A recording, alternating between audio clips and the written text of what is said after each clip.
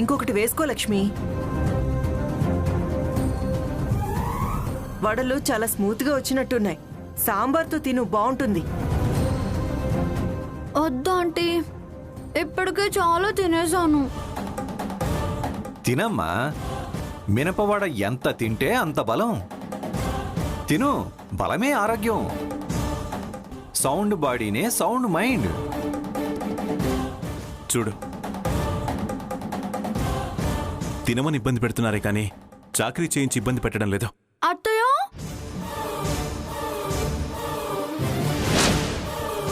అత్తయ్య, ప్రసాదు రా, బ్రేక్ఫాస్ట్ చేయదు రామా.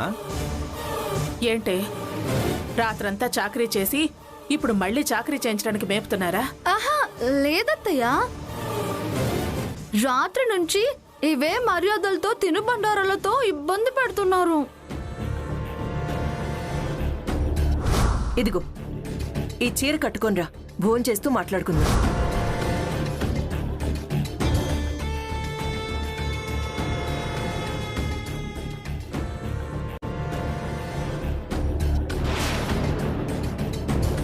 వీళ్ళ ఆతిథ్యం భరించలేక ఆయాసపడిపోతున్నా.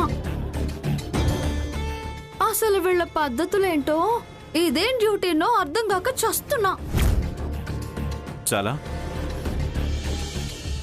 చాలా చాలు, నాకు బాగా అర్థమైంది. వీళ్ళ మర్యాదలు దాని మీద ప్రేమతో కాదు, ప్లాన్తో. బలిచ్చే ముందు గొర్రెని ఇలాగే మేపుతారు. అలా ఉంది వీళ్ళ ట్రీట్మెంట్.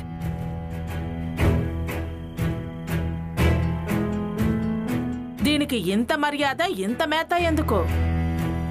మనసులో ఏదో పెట్టుకుని ఇలాంటి ఎత్తులు వేసి నన్ను సాధించాలని చూస్తున్నావా దాక్షాయణి? నిన్ను సాధించడానికి వెంకటలక్ష్మిని వాడుకోవాల్సిన అవసరం నాకు లేదు. మరెందుకు దీనికి హారతులు, అతి మర్యాదలు? సాటి ఆడపిల్లని. చాలే ఆపు, ఇదేదో కుట్రే. చూడక ముందు కుట్ర అన్నా, చూశాక అలా అనడం మూర్ఖత్వం దుర్గా. నన్ను పిచ్చిదాన్ని చేయాలని మాత్రం చూడకండి. నీతో వాదన అనవసరం. నీ ఊహ అబద్ధమని నిరూపించాను, అది చాలు. నీకు అర్థం కాదు.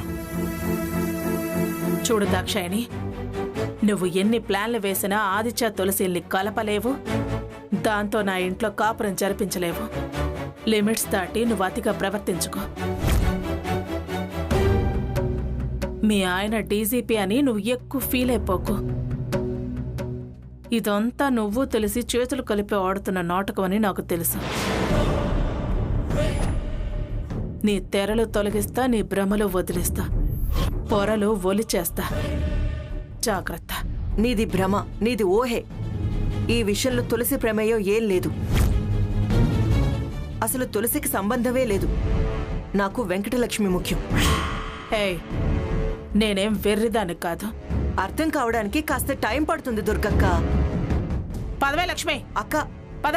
తను టిఫిన్ చేశాక వస్తుందిలేమ్మా.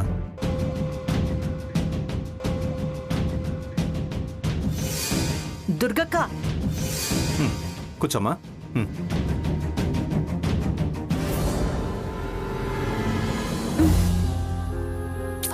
తిను. నాకు ఇంకా చాలా అంటే. ఇదిగో మొత్తం తినాలి, ఓకేనా?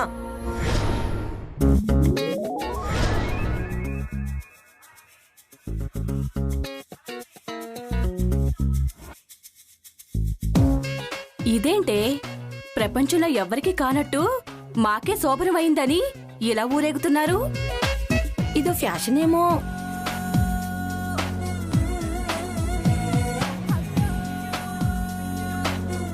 ఏం చెప్తాం, ఇవాళ రేపు అన్ని ఫ్యాషన్లు అయిపోతాయిను.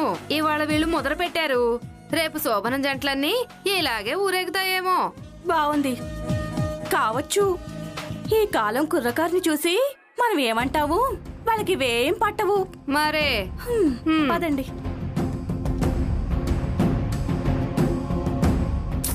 ఆదిత్య, క్యాబ్ లో వెళ్దామంటే వద్దు అన్నావు. చూడు జనం ఎలా చూస్తున్నారు, సిగ్గుతో తలంచుకోవాల్సి వస్తుంది. ఎందుకే తలదించుకోవడం? మనం మొగుడు పెళ్ళాలం, సాంప్రదాయబద్ధంగా పెళ్ళైన వాళ్ళం.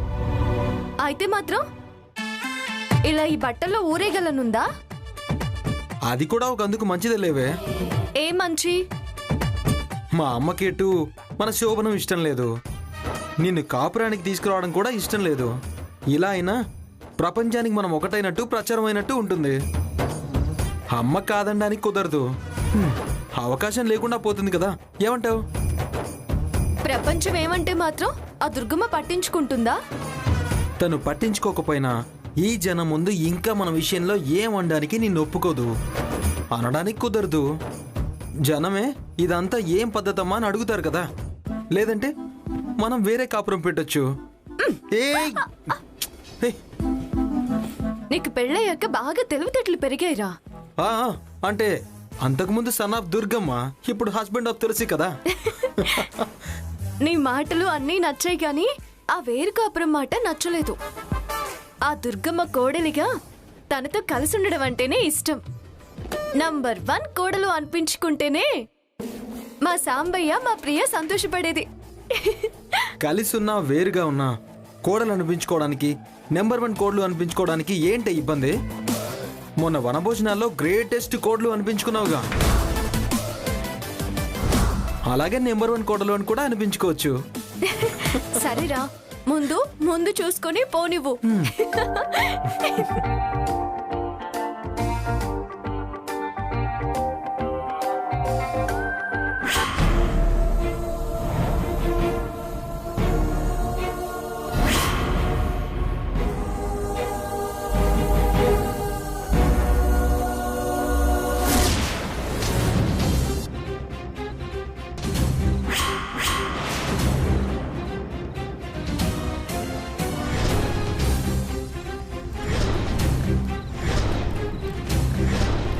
వీళ్ళ బాలకం ఆ ఇకలు పక్కపక్కలు చూస్తుంటే నా అనుమానం నిజం చేసినట్లే ఉన్నారు. హాస్పిటల్లోనే శోభనం జరిపించేశారా? సాంబయ్య వంకతో రాత్రి అక్కడే గడిపేశారా? మంచి ముహూర్తం వాయిదా ఎందుకని కానిచ్చేశారా? పైగా అంతా అక్కడే ఉన్నారు. ఈయన పలుకుబడి ఉపయోగించి పోలీస్ స్టేషన్లో పెళ్లిళ్ళలా హాస్పిటల్లో.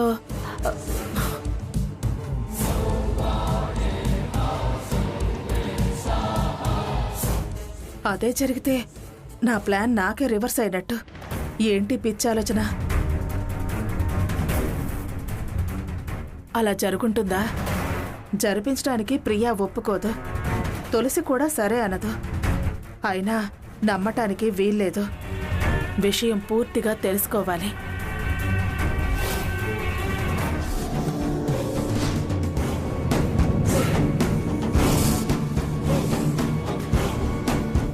కారు అడతిప్పు, అడతిప్పు.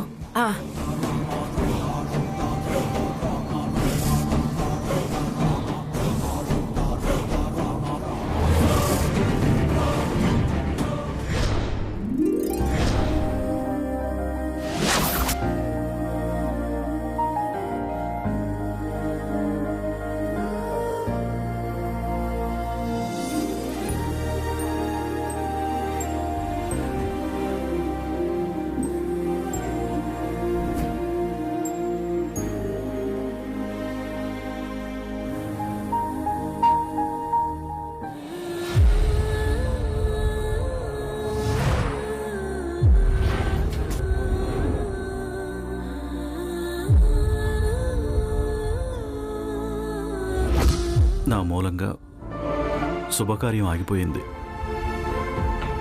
వీళ్ళకి సంతోషం దూరం అయిపోయింది. అలా ఎప్పుడు మాట్లాడుకు సాంబయ్య.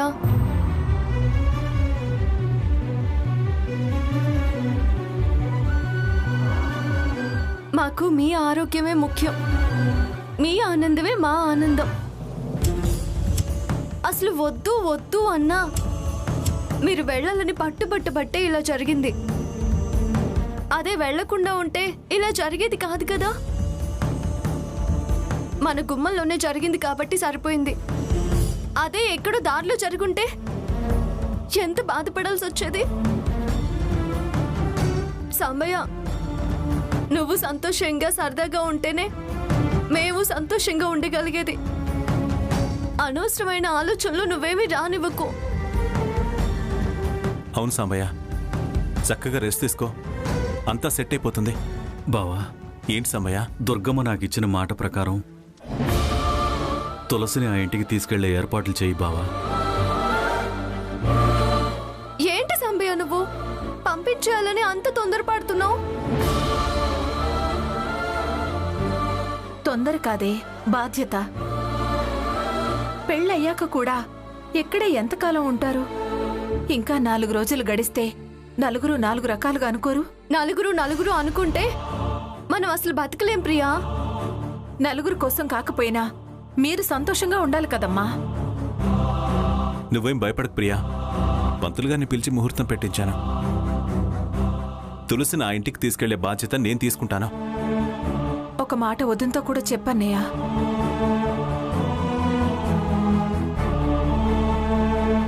ఆవిడతో ముందే చెప్తే ఏది ముడిపడినివ్వదు ప్రియా.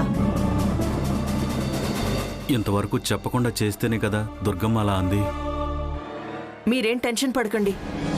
దుర్గమ్మకి చెప్పి చేయడమా చెప్పకుండా చేయడమా అన్నది ముఖ్యం కాదు. తులసి కాపురానికి వెళ్లడం ముఖ్యం. బాగా చెప్పావు దాక్షాయణి. అన్నీ సవ్యంగా జరిగేలా నేను చూస్తాను. నా సహకారం కూడా పూర్తిగా ఉంటుంది దాక్షాయణి. ఎవరే ప్రయత్నం చేసినా దుర్గమ్మ మనసు మారడం లేదు. సంబయ్య, నువ్వు వీటన్నిటి గురించి ఏమీ ఆలోచించకుండా ప్రశాంతంగా రెస్ట్ తీసుకో.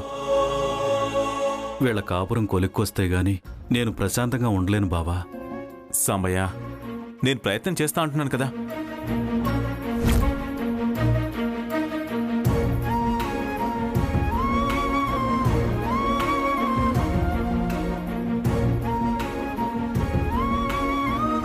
తులసి, నువ్వే కన్నీళ్లు పెట్టుకుంటే ఎలా అమ్మా? ఎవరు ధైర్యంగా ఉండగలరు? ఏం చేయను మామయ్య, అమ్మా నాన్నల బాధ చూడలేకపోతున్నాను.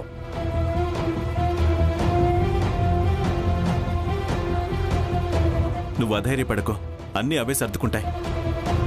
నమ్మకం కుదరడం లేదు మామయ్య. నువ్వు మనసు పెడితే ఏదైనా సాధ్యం అవుతుంది తులసి. ఇది వరకులా కాదులే, ఏదైనా ఆచితూచి ప్రవర్తించాలి. ఎందుకంటే నేను వచ్చి దుర్గమ్మ కోడలిగా పొరపాటుగా ప్రవర్తిస్తే అమ్మ వాళ్ళకి బాధ మిగిల్చిందని అవుతాను. ఏదైనా తేడా వస్తే వీళ్ళు చూసి తట్టుకోలేరు కదా.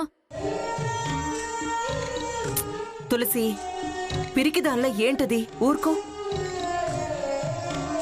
తులసి అంటే ధైర్యం, తులసి అంటే నమ్మకం, తులసి అంటే ఓదార్పు.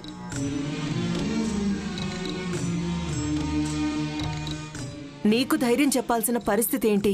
ఏంటో నాకు తెలియకుండానే నాలో భయం మొదలవుతోంది. నువ్వేం వరీ అవ్వకు. అన్నయ్యకి పూర్తిగా నయమవుతుందన్న నమ్మకం నాకుంది.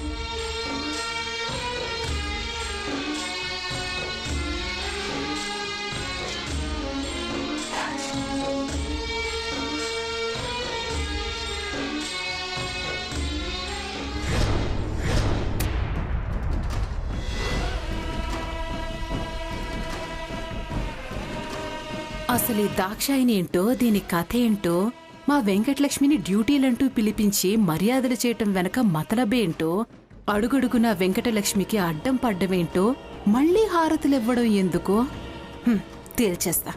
దాక్షాయిని దుమ్ము దులిపేస్తాను. దాక్షాయిని, నేను అలా ఆఫీస్ దాకా వెళ్ళొస్తాను. ఓకే ఉత్తమ్.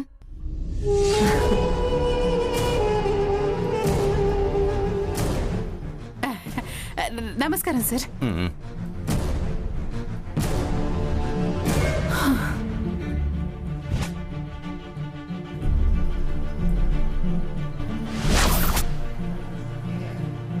ఏయ్ దాక్షాయిని, నిన్నే పిలిచేది. అసలు నువ్వేమనుకుంటున్నావు?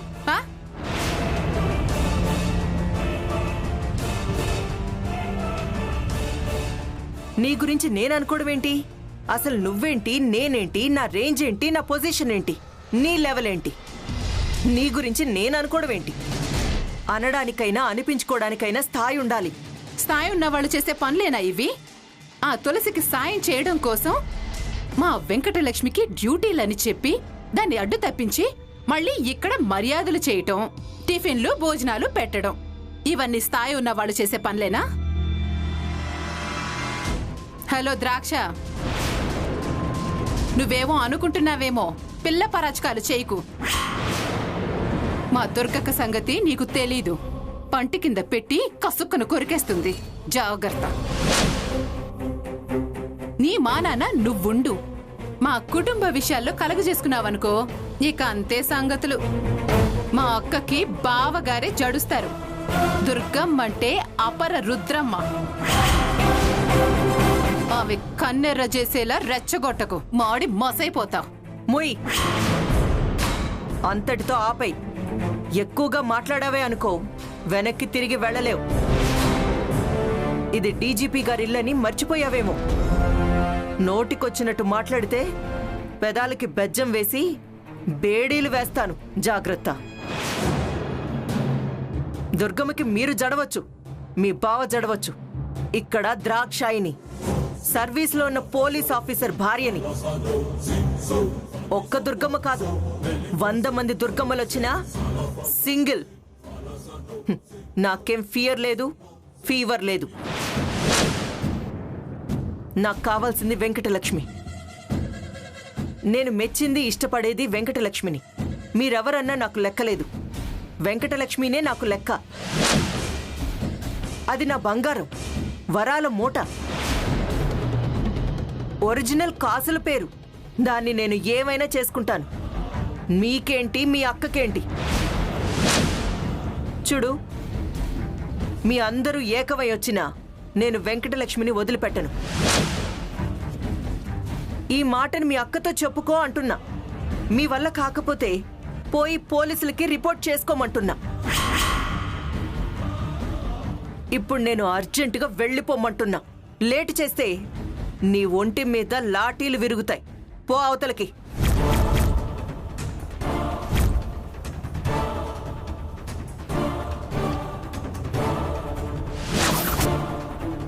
నన్నే పొమ్మంటావా దాక్షాయిని? నీ సంగతి చెప్తా. దుర్గమ్మతో చెప్పి నీ తోలు తీసి డోలు చేయిస్తా. దాని ముందే నేను తీన్మార్ డాన్స్ ఆడతా.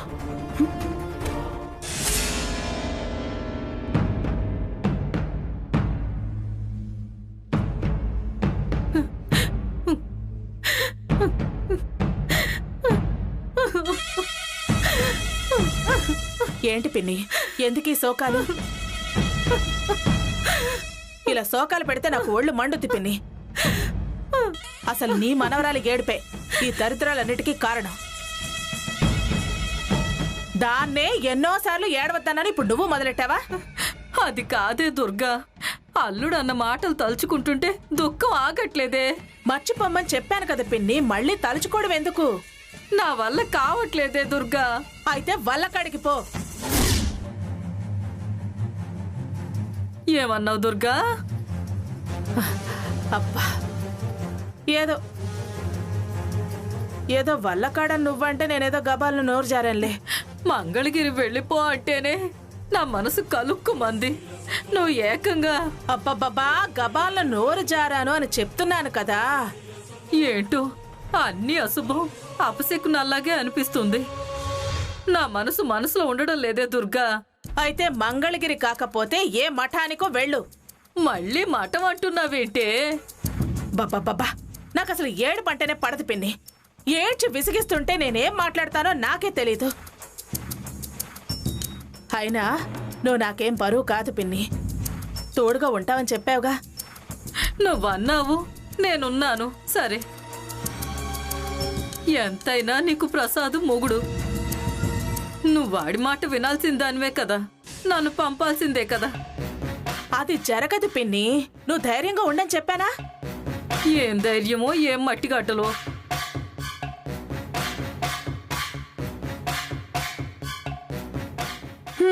ఇక నీకు ఏడుపులే గతి. ఏమంటున్నావే సత్యవతి నువ్వు? అవునక్క, మన వెంకటలక్ష్మి బతుకు బొంబాయో దుబాయో అర్థం కావట్లేదు. దుబాయో ఏంటే? అదే 47. ఆ దాక్షాయిని ఏంటే బొంబాయి అంటావు, దుబాయ్ అంటావు, దాక్షాయిని అంటావు? అదేదో రాష్ట్ర ముఖ్యమంత్రి బొంబాయి, దుబాయి, బొగ్గుబాయి అన్నట్టుంది. అసలు ఏం జరిగిందో అర్థమయ్యేట్టు చెప్పు. చెప్తానక్క, అంతా వివరంగా చెప్తాను. ఆ దాక్షాయిని మన లక్ష్మిని ఎందుకు డ్యూటీలు అంటుందో కనుక్కుందామని వెళ్ళానా? నాకు కావాల్సింది వెంకటలక్ష్మి.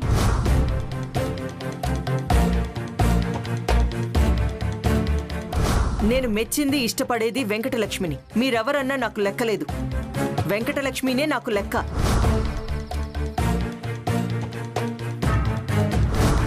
ఒరిజినల్ కాసుల పేరు. దాన్ని నేను ఏమైనా చేసుకుంటాను. మీకేంటి, మీ అక్కకేంటి? ఆవిడ అలా మన లక్ష్మిని బంగారం, వరాల మూటలు, కాసుల పేరు అంటుందంటే నాకెందుకో డౌట్ వస్తోంది. ఇదసలే అమాయకురాలు.